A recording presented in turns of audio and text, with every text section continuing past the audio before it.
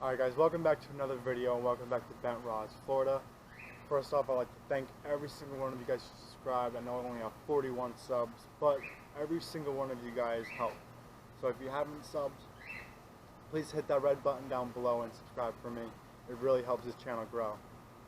Next off, I want to just basically get over what we're going to get into this video. This video is a little bit different. We're not going out to the lake. I'm going to discuss to you how you can save money and still catch those fish. First off, first thing I'd like to discuss is we all use Senkos. Everyone, every fisherman, if they're not using weedless Senkos, they're crazy. So you buy an 8-pack or a 10-pack and it can range anywhere from $7 to $6 depending on the brand you buy. And within a couple weeks you're going to need to go back out and get some more. So a very simple trick and a very simple tip for you to fix this is to buy them in bulk. I have a 30-pack of dingers here. I got them for $2.99 at Dick's. 30 of them. This is going to last me much longer than that $7 6-pack would. Okay, I actually bought 2 of them and I got them in the green pumpkin and black. And black and blue. The reason why is because green pumpkin is bought more than any other color combination combined. It works, it catches fish no matter what, in clear or brackish water. I got this one specifically for the darker water, you know, when I'm fishing the canals and stuff. The water is usually a little more shaded, a little more tinted to it because there is that salt water and a little bit, and just a little bit dirtier. I also bought some pearl and pumpkin seed ones because this represents a baby bass, which bass eat themselves. I'm not sure if you're aware of that. They're cannibals and they really love to attack each other. So bulk items, buying stuff in bulk will save you money. I already told you I got 60 dingers for $5 at Dick's. Next is our hooks. We spend a lot of money on hooks. Good quality carbon fiber hooks. We all want them, we all need them. And we all go to big brand companies. But instead, you could look on places like Amazon and Etsy, people who make hooks themselves and sell them for much cheaper. This man named Mike Damodel, he makes 50 5/0 hooks for $10. Great quality.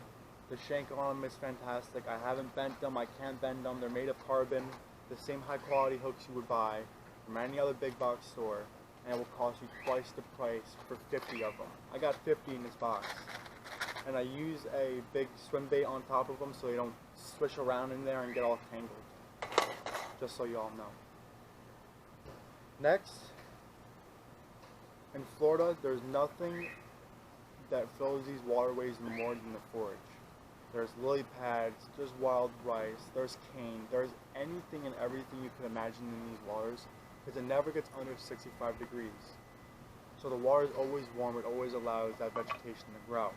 So using weedless baits will save your butt.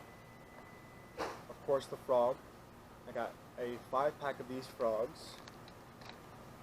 I believe I lost one of them. Yeah, I lost one of them. Or 2 of them. 5-pack of these frogs. I got them for $2 each in a lot of a 5-pack of them. Another great way to save you money is to buy stuff in lots. Buy multiple things at once that you know you're going to eventually use. Another tip you can do to save you money is to find the smaller companies. Find companies that are literally made in their garage. I got this company called Gambler Go Fish. It's made right here in Pompano, Florida. And compared to a Strike King jig, this one was about $5 and this one was $2. And they work great. I've used them myself. They're no different than this one.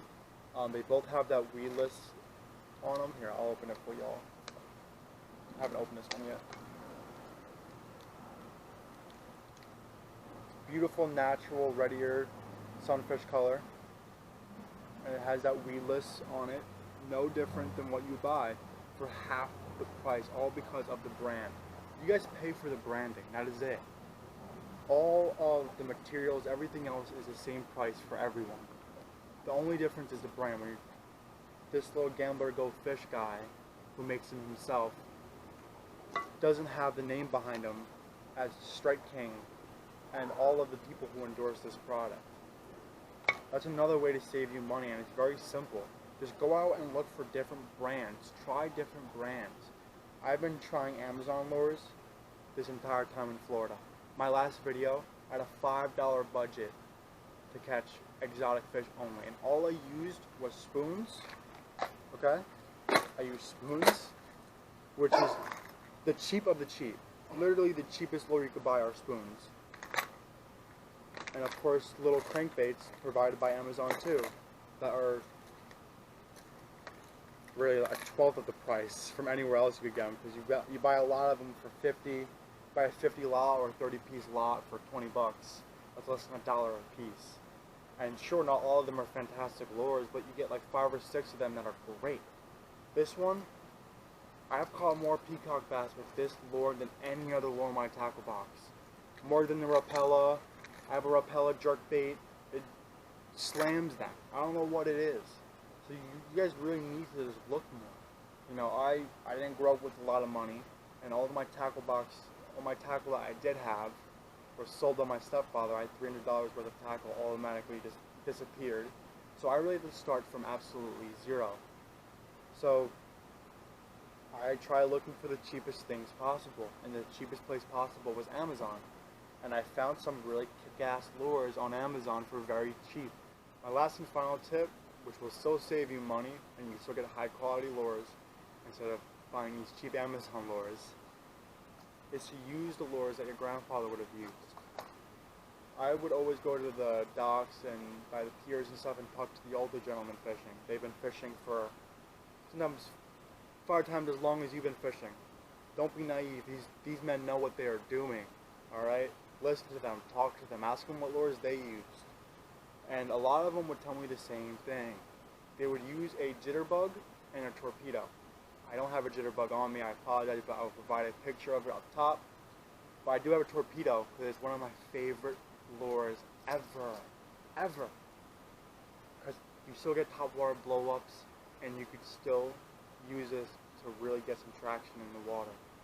And it also does a great job of searching for fish, because it's not just a normal popper that would sit on top of the water and make the flopping noise or pooping noise on top of the water.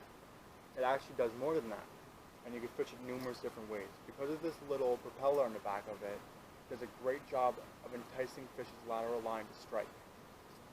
Exactly similar to the Whopper Plopper, but the Whopper Plopper came out 3 years ago and it's 15 bucks. This guy is almost the same thing.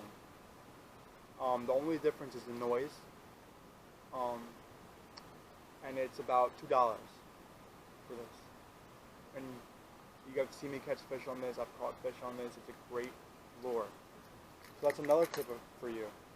Talk to the older guys fishing. They know what they're doing. They have more tips and tricks than you would ever believe. Alright y'all, that's it for today's video. I just wanted to make it short and sweet, get some tips out there that I know, pass it on. Definitely try these for yourself. I would love for you guys to comment, let me know if you guys use this tackle already, and let me know if you guys are willing to try it yourselves.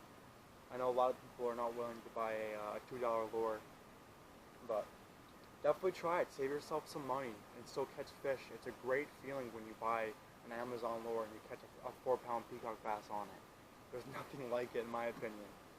So I'm all ears.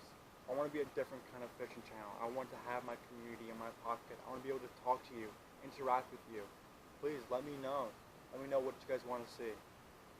Keep the rods bent. Thank you.